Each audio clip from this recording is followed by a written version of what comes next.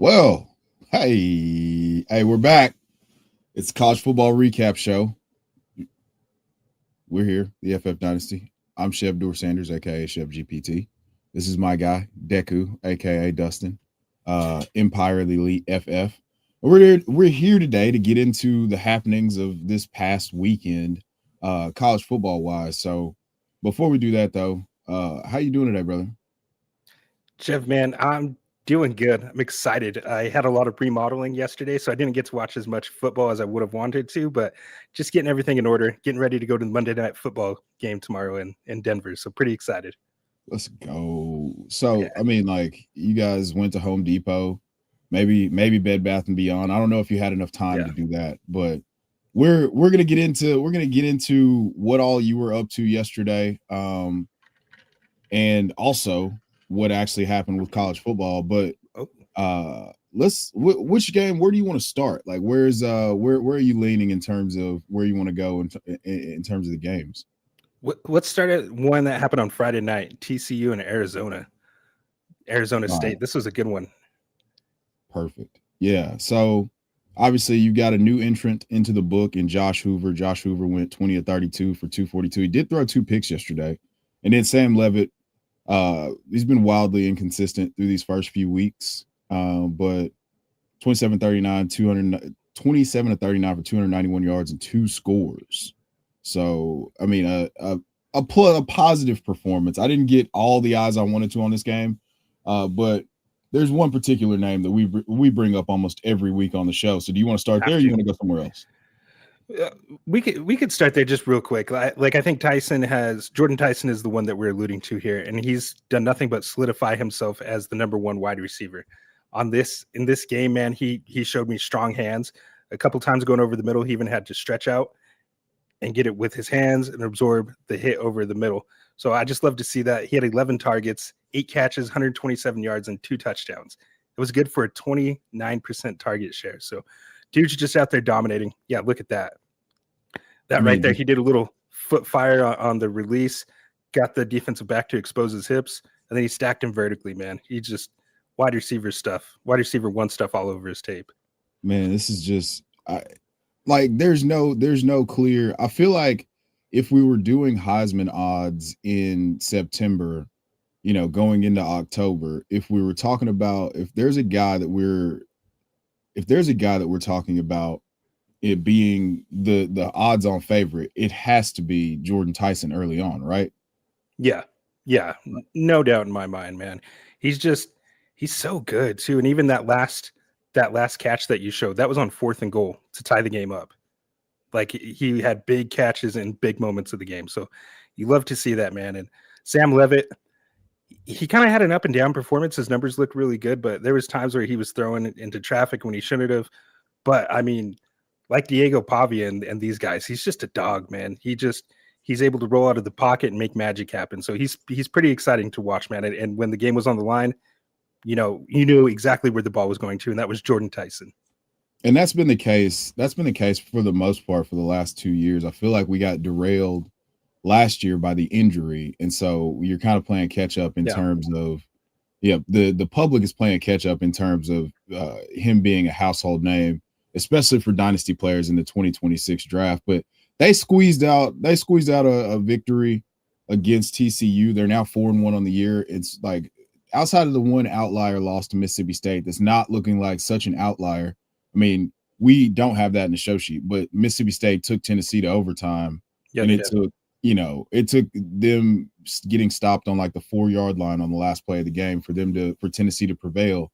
But I mean, Tennessee's for real too. But like that, I just wanted to make sure we hit on that as well, because I do feel like Mississippi State's better than what people are giving them credit for, and we can't hold that completely against Arizona State, because it's weird. College football happens, weird stuff.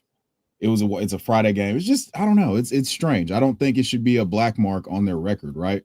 No, it shouldn't. I mean, Mississippi State, they're in the middle of a rebuild right now, but they're at that phase where they're starting to put it together, right? They're starting to get those proof of concepts, and you can't hold it against them. At the end of the day, they're still an SEC team.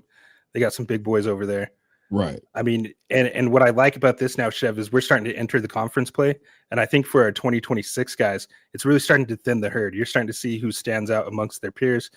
And, we're starting to get a better gauge of what this class is going to look like. Yeah, man. Like it's gradually taking shape. All the people who were like, sell your 26 picks because this class sucks are going to look like fools, because there's always talent. It just takes, like, the last thing that you saw from somebody might not be the first thing that you see from them when they step back onto a field 9 months later after like just working on improving their craft. So I always think that that's a foolish thing, but that's a different story for a different day.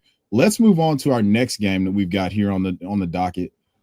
Florida State went to Virginia, and this was out of nowhere. This absolutely turned into a barn burner. They end up, getting taken down. They end up going down in overtime, double overtime, to the Virginia Cavaliers. But you want to talk about this one a little bit? Yeah, we can, man, because this was a big surprise. I mean, when's the last time you ever saw Virginia take down a top-ranked team like this? It's been a while for me, and we really wanted to highlight a guy named Duce Robinson. And I know his size right there, 6'6", 223 pounds. I know that got you juiced up, man. Yes. I love to see Duce Robinson balling out. So if anybody knows, he was recruited by USC originally as a 5-star recruit at the tight end position. We moved him over to wide receiver because, I mean, he just flashed tremendous ball skills.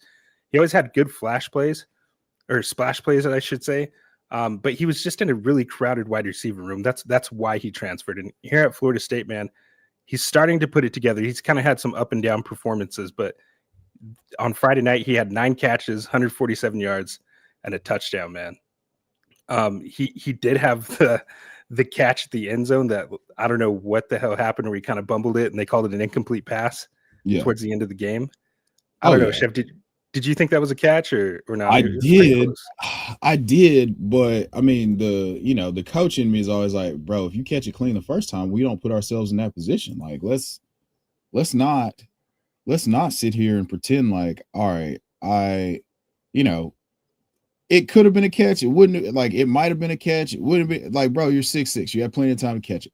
Like, it was in a good spot. You just bobbled it. So, while it ended up being, an incomplete pass, that very easily could have been another positive play for Duce Robinson. I'm really excited about Duce Robinson. I want to see, Honcho here says, which, by the way, I've been putting your comments on the screen, but I hadn't said anything. Good morning, fellas. Thank you for tapping in.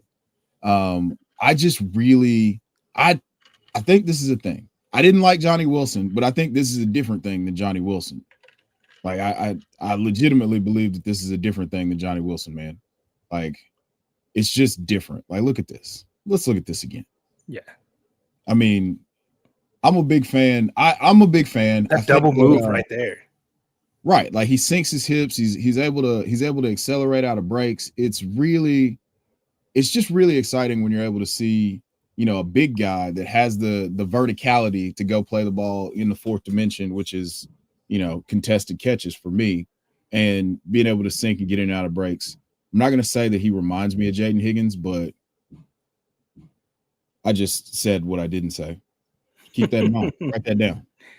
But yeah, I always have concerns with these guys that are tall like that. I mean, just I hate to use this verbiage, Chev, but the historical hit rate on them hasn't been that great. And I mean, I'm right there with Huncho. You need to be careful with guys like that, because it's easy to get excited with seeing a tall receiver like that, and we start projecting. But just historically, it hasn't been very good.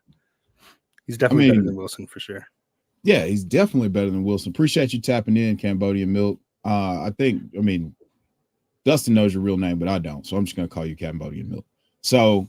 That to me, I do think that there's some merit to that. Like, he's 6'6", he's 220. Like, but I like to see guys that are actually doing receiver stuff. Hakeem Butler, if you recall, was just kind of Hakeem's down there somewhere. We're gonna throw it to him. I don't like the narrative that he's just a big guy that can't separate. Although I will give you credit where credit's due, and admit that the historical hit rate on guys like, the 6'6" guys isn't the best. But where do you want to go next, brother? Let's just keep going down. You know what? Actually, Chev, let's talk about a guy who I was talking with Cambodian Milk not that long ago, Fernando Mendoza. I think it's time that we start spotlighting this guy for 2026. You know, when John Mateer went down, Fernando Mendoza's Heisman's odds just skyrocketed it. And I started asking people in my Discord groups, like, hey, what are your thoughts about Fernando Mendoza as an NFL guy? Because I've been relatively low on him, I think, compared to consensus. And then I really started looking at some of his game tape and even just the broadcast stuff. And yesterday, man, he had 2 big-time NFL level throws. One of them I shared with you, just down the sideline over 2 defenders. I mean, hell of a throw across the hash marks too. Tremendous throw. He had another one with pressure right in his face, and he just ripped it right up the seam. So he's making these plays that is forcing me now to go back and look at his game tape and really reconsider him, man, because he's not somebody that was really on my radar. Oh, sweet. You have him pulled up. Yeah, of course I do. Right back to the air. Yeah, watch this shot, man. Over the 2 defenders. That is such a hard throw, man. That's an NFL level throw. Like, that's the throw that you're going to have to make a lot on Sundays. So I'll take my lap on Mendoza. Hey, you know what, Huncho? I got to give it to you, man.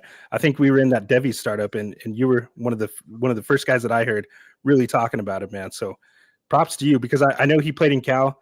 Maybe it's a little my bias with USC. I just was like, that. You know what? They don't play real football over there. But you know what? Dude, we'll keep balling.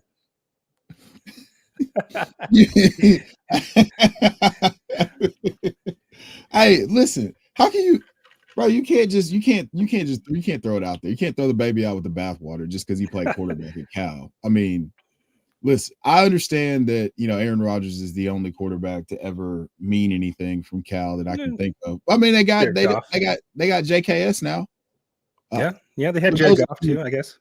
Yeah, and Jared Goff. That's right. Dang, how did I forget Jared Goff? He went number 1 overall. What? Right. Yeah. Bro, I'm about to hit myself with the non-ball knower meme. That's so. But yeah, no, and they for those of you who aren't familiar, they do have a quarterback now who we think is special, and Jerron Kiawe Sagapolutule. There you go. Sagapolutule. I was close. That's good for not having it in front of me, like phonetically. Hey, it is good. I had to practice a few times in the mirror. So yeah, no, that guy's gonna be a stud. So I wanted to make sure that we brought that up because you wanted to make sure that was something that we highlighted. Full PPR, Tyler Kraft, Warren Pollard. Warren and Pollard, or Warren and Kraft. That's easy enough. I mean, it should be a workhorse day for Pollard, but that doesn't. I mean, anyway. Don't ask me questions about the Titans in here. It's gross. I'll let Dustin answer any question involving the Titans moving forward. There we go. Rookie from RB2. All right. Hey, hop over into the live, like the injury show, and we'll do start sits there. This is for college football right now, boss. So, all right, where do we want to go next, brother? Let's go down to right here. Notre Dame and Arkansas. Yesterday, Notre Dame really put it on Arkansas 56-13.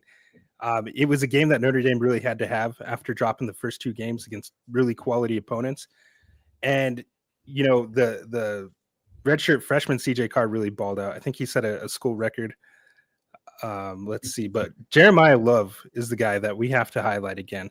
I think you texted me and you said unquestioned RB1 after this game, man. Yeah. I mean, like, you can't really say anything else. Yeah, there's no question about who the RB1 is. And we absolutely love Jonah Coleman. Like, we love these guys. Seriously, we really do. But when we're talking about a guy like this, let me just put this back on the screen for you, cool cats and kittens, and you just behold what this looks like. Yeah, that's your RB1 there. Jeremiyah Love comes in, scores 2 receiving touchdowns, 2 rushing touchdowns. The Fighting Irish absolutely smashed the Arkansas Razorbacks. I live like 40 minutes away from the stadium, and you could hear people crying and leaving the stadium from my house. So, yeah, that was an absolute destruction.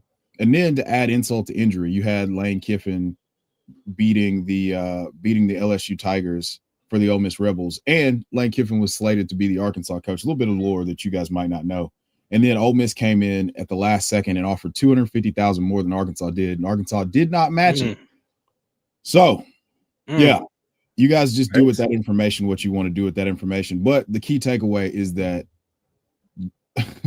Jeremiyah Love's the RB1 in the 2026 class, and I don't see that changing as long as he stays healthy. They had him running routes out of the slot yesterday. He's running with speed and power. Like he's literally doing, aside from like pass blocking, really, he's doing it all. And at the start of this season on the Devi Dojo, we highlighted like, look, there's a lot of opportunity for more rushing yards to come from somewhere, because of course Riley Leonard last year had damn near 1,000 yards rushing. Yes. And we're starting to see that in his running mate this year in Jordyn Price, who is a stud in and of its own right. And I'm excited to see where he goes in the draft, because I think a team's going to get a steal taking Jordyn Price, man. He's another guy that can do it all. I think he had 86 yards yesterday and a touchdown. I mean, he's just been pretty consistent, taking over the slack for Jeremiyah Love. That's a really important thing to note, because this could be, Jordyn Price could be in a Roschon Johnson situation where it's like, hey, I could go anywhere else and be, a quality starter. I mean, I'm obviously, I definitely believe he's a day 2 or day, like, I think the talent is day 2. He'll end up on day 3 just because people, unless he tests really well, because, people are going to question, oh, you were the backup for Jeremiyah Love or whatever. I almost call him Julian. But yeah, I don't think that there's any way that you could, I don't think there's any way that you could legitimately question whether or not these are both NFL backs. Do you? Oh yeah, no, for sure. I wouldn't be surprised if Jordyn Price goes to the NFL, he gets opportunity and he becomes like a spot starter or even just a full-time starter down the road. I really believe in his talent. I think he's underrated because he plays behind Jeremiyah Love, and there's not a lot of people talking about him. So I just wanted to make sure that his name got mentioned, because he's been playing great this season as well. Yeah, add that to the book of secrets. Maybe not. Maybe we won't give him a page yet, but we'll just add that to the book of secrets, so you can say you heard it here first on the FF Dynasty. Now we got to get into. I don't like doing this to you, brother. I don't like doing this to you. I don't take pride or pleasure, even though this is not for your pleasure for sure. But USC falls to Illinois yesterday, a week after Illinois got 70 balled by Indiana. Where do you want to start with this one? Because I mean, like, I'm not trolling. We do need to talk about it, because there's some. No, you have to talk about it. You have to talk about it. But I mean, Illinois is a pretty good team, man. I mean, yeah, they got curb stomped by Indiana, but there is some context. They're missing a lot of defensive starters in that game. And of course, against USC, they were all healthy. They were playing at home. They had a lot to prove. This was a big time matchup for them in a game that they had to have. So, I mean, they just came out and they were more physical than USC, straight up. They didn't do anything. There was no creative play calling or anything like that. Nothing like that. But they were just more physical than USC, like I said. But the good news for USC is that Makai Lemon really showed the world what he's about, right? Yeah. Like he came out and balled out, 11 catches, 151 yards, and 2 touchdowns. I think, Chev, last week we talked about him needing to be the wide receiver too. I think he's definitely made that not just a conversation, but now people are starting to pick up on that and saying he might be wide receiver 1 for them. So what are your thoughts on old Makai Lemon? Listen, I've been excited. We started talking about him. One of the first episodes you and I ever did together, one of the first shows we ever recorded together, we talked about him. We talked about some other guys, Ahmad Hardy being risers, and he's done nothing from that point forward but solidify his position as a real NFL guy. Like, I don't really see what else he needs to do in order to prove that he's an elite talent in this, in this class. Like, I time and time again, we're like, oh, you need him to show that he's nuanced as a route runner? Cool. All right, I'll chop you up. You need me to show that I'm a lead after the catch? Cool. I'll score a 60-yard. I'll take a smoke 60 yards for to the house. He's doing all the things. And, I hate doing comps just because, it seems like helmet scouting, but he moves around a lot. Like, I'm going to be honest, like, he moves a lot like Jordan Addison. Like, he like that type of elite, suddenness after the catch. I know the slot comp is Amon-Ra St. Brown, but I mean, that's a different story for a different day. Like, he wasn't just a slot guy at USC. No, he wasn't. So I think that we're looking at a guy who we can create a role for him to contribute immediately to an NFL team. So now it's just like, all right, cool. We got him marked away. We know that this is an NFL guy. We just need to make sure that we've got him properly placed so that, when we get into startup season again, this is a guy that you can be early to the party on and profit pretty easily. Do you agree with that? Absolutely, man. I mean, he's done it all. You mentioned it. He's not relegated only to the slot. This season, what I've loved is they're lining him out wide more, and he's even lined up inline a couple times. And I know you saw that really cool trick play that they had yesterday. Yes. It didn't count, unfortunately, due to a penalty. But if that had counted, Chef, he would have gone over 200 yards and had 3 touchdowns on the game. Yeah, that was nasty work. Even without that, he still is running a 4.5 yards per route run on the season. Bro, he's nasty. And I mean, let's see, 75% contested catch rate on the season as well.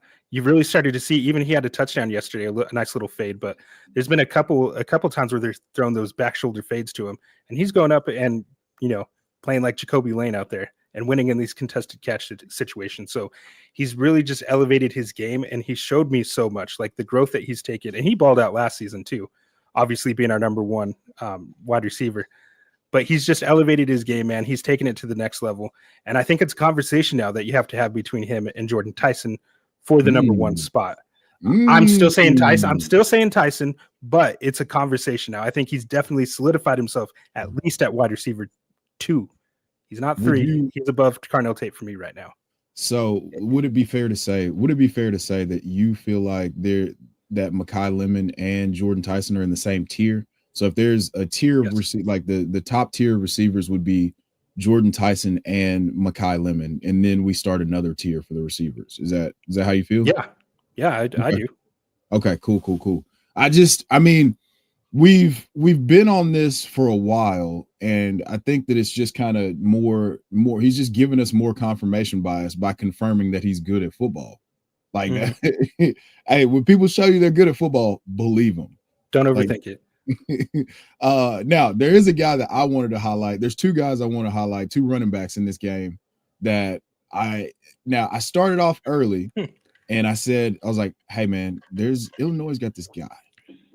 And I have a few friends that are big fans of Illinois football. And, I was like, there's a guy. And I'm pretty anti big running backs. Like, I don't like ginormous running backs, even though, I love Derrick Henry. But for the most part, I don't love ginormous running backs. So this guy on your screen right now is Caden Fagan. Okay, he's 6'3", he's 250 pounds, and he can do stuff like this. So just take a second. If this is actually going to play, there we go. Sorry, goodness gracious. And he can do stuff like this. This is a 64-yard swing pass that he took to the crib yesterday. He's 6'3", he's 250 pounds. He's in a committee, but they're starting to use him more and more because he's awesome at football. Like that's just what it is. Like I don't really know how else to describe, like, and then like I'm just saying that he's earned a spot in my book of secrets. Now, has he done enough to earn a spot in your book of secrets? No, not enough for a spot. Maybe a little footnote there. Like I've written the name down right, and I'll pay attention. But I mean, no, not really. USC played some soft ass defense yesterday too, man. I don't know what we were supposed to have a better defense this year, man. I don't know what happened, man. I want to see him stack some more weeks. And Ben's in the comments trolling me. Wait until we wipe the floor in your house, Dustin. Yeah, when USC and Michigan play, smash the over on all Michigan running backs, man. Justin Sains, Jordan Marshall, they're about to have a day. Have you seen this linebacker that you guys have, the 6'6", 230-pound kid? Yeah. Number 18? Yeah. What's his name? I can't. His name is talking about. Yeah, his name escapes me right now, but my goodness. Before we get out of this game, though, I wanted to talk about Waymon Jordan. So you brought Waymon Jordan to my attention, and Waymon Jordan has done nothing but absolutely impress since then. I mean, the patience, like the suddenness, the agility, like we've got some. He's patient. Yeah, he could set up his blocks well. He's a bursty guy. Yes.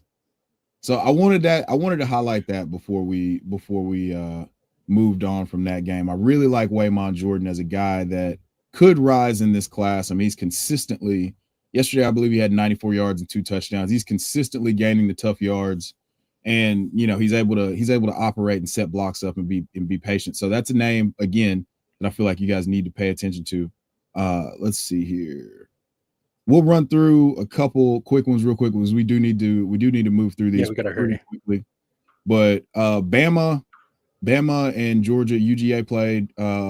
Basically, Bama has the green notebook for Kirby Smart, and he can't do anything against Alabama in the regular season. Anybody that you wanted to discuss here? Yeah, Ty Simpson, man, he's looked good after a bad week 1 versus Florida State. He's really rebounded, and we both noted that he looks like a gamer. I like his mobility outside of the pocket, throwing on the run. And you got to remember, like, he's a former 5-star recruit. I think he was the number 2 quarterback in his class, the number 1 dual threat quarterback. So, I mean, he's showing the rushing utility with his legs. He had a nice little rushing touchdown on a boot. He's hitting his guys early and often. He's very accurate. So I've just been really impressed with him. Ryan Williams needs to get it together, though, man. He had another really bad drop yesterday. He actually leads, going back to last season, he leads the SEC in drops. He did have a big catch at the end of the game where he took a hit and held on to the ball. He's just got to work on that part of his game, man. Jeremy Bernard for 2026 looks really good. I'm not sold that he's a first rounder. I think he's a day 2 guy right now. He does a lot of good things, but he just doesn't show like one elite trait to me. But I like how they use him as a running back too, like plays out of the backfield. Pretty exciting. If he goes to a good offensive mind in the NFL, there could be something there. I think he could be a value. Yeah, that's without question. I feel like I was trying to find the proper way to express like what he needs to, because again, they're using him on a lot of gadget stuff, but he's so good after the catch. It's understandable as to why they're giving him those low ADOT and like gimmicky targets. And they gave him 5 carries yesterday. But let's move on to Penn State and Oregon. Penn State loses another game. I have the title here, Small Game James. This is just another loss from James Franklin to a good team, and this is just water is wet. But we know we're not fans of Drew Aller by any stretch of the imagination, but want to highlight another guy, Dante Moore. Yes, sir. Dante Moore. We got to take this under serious advisement here. So why don't you tell us a little bit about Dante Moore and what you thought about he showed me what I needed to see from him, because he had been beaten up on cupcakes, and we said this was going to be his litmus test for how he's going to potentially could play in the NFL, because Penn State has a really good defense. And to me, Dante Moore just looked really composed. He looked poised, and he showed big time growth. I think, Chevy, that he might be playing himself into first round consideration.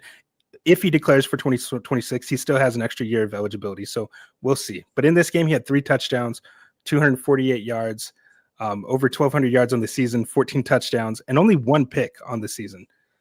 What I really loved about this game, Chev, was that he was using his legs to keep drives alive.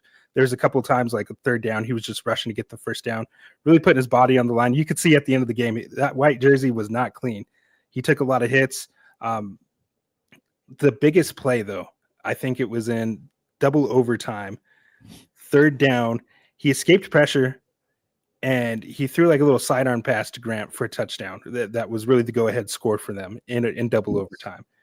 Big time play, man. To escape pressure like that, little sidearm action. It was pretty beautiful to see. But for a guy that's been heralded and pegged as a pocket-only passer, he was really showing that he can win with his legs when he has to.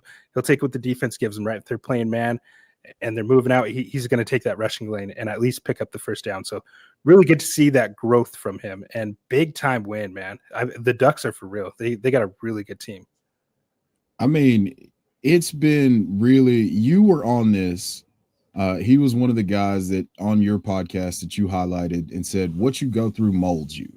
Yeah. You've said that a few times. And so he's had to eat a little bit of humble pie as a former 5-star recruit, left, went to UCLA, came back, earned the starting job, and now he's balling out. So that's great to see. really excited for him. I think you hit it on the head. I think if this continues, there's no way you can keep him out of the first round. Like, is there? No, not with some of the other guys that have fallen, like Garrett Nussmeier yesterday, who again didn't really have a great game. Cade Klubnik's fallen off the face of the earth, right? John Mateer's hurt. This is a great chance for him to elevate his game. Not just elevate his game, but elevate his draft stock. And let's get to this one real quick, because I don't want to keep you too long, but this is the game that we really need to we want to close this out with, and that's LSU and Ole Miss. And this, I said the caption, this is our year. Like, could this be the year that Ole Miss finally, makes the college football playoff and potentially, has national relevance again? I think so. I like the way Trinidad Chambliss is playing too, man. He's playing really well within the system. And if you know anything about him, he was a D2 guy last season. Played 1 year Ferris State. Yeah, wasn't heralded. My alma mater, Harding, the defending national champions in Division II, they went up there and got slaughtered by Trinidad Chambliss last year. So yes, I am very. So you're aware. Okay. Yeah. I mean, he became the first SEC player with 300 passing yards and 50 rushing yards in 3 consecutive games over the past 30 years. So, I mean, no small feat what he's doing over there. Look, I was a big Austin Simmons guy, and of course we know Austin Simmons, the quarterback, got hurt. Trinidad came in, and he's just, I don't know if Austin Simmons is going to get the job back. I think with Ole Miss having a big-time SEC win yesterday to remain undefeated on the season, I don't know how they can go back to him. So I'm wondering if Austin Simmons, transfers out and goes somewhere next season. That would be yeah. That'd be really unfortunate, man. I would really hate to see that, because we do know that Austin Simmons has an absolute howitzer, a nuke of a left arm, and we were really excited about him. I mean, I was trying to get him in a bunch of the Devy leagues we're in, but you definitely scooped him up early. But yeah, is there anything else you wanted to highlight? Oh, yeah. Before we do get out of here, I do need to tell you guys that this show is sponsored by ProfitX. ProfitX is the #1 sports prediction market in the entire multiverse.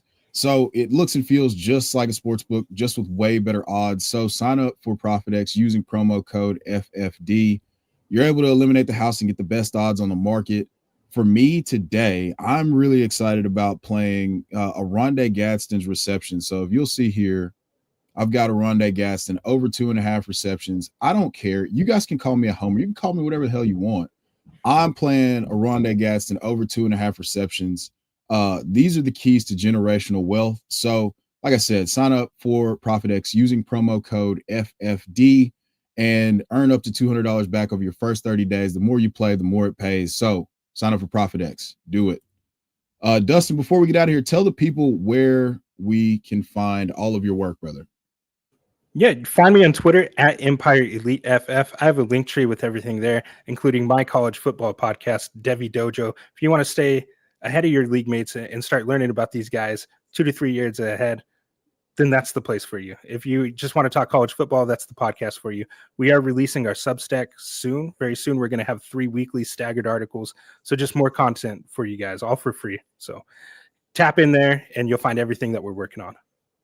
Listen, this is always one of my favorite hours of the week, even though it's only half hour, I guess I should say. It's always fun when we get in here and we're able to recap the college football season. Thank you for joining me as always, and thank you guys for tapping in with us. If you would be so inclined, if you got some start-sit decisions or you need some injury information, we're gonna hop over on the FFD redraft, FFD fantasy. I always forget, we've called it the redraft channel behind closed doors for so long that now that I'm actually talking about it, I'm like, it's the FFD redraft. And it's like, no, it's FFD fantasy. So hop over there in about 10 minutes. Me and Britannica Ben McCown will be recapping everything over there. So we'll see you soon. Peace.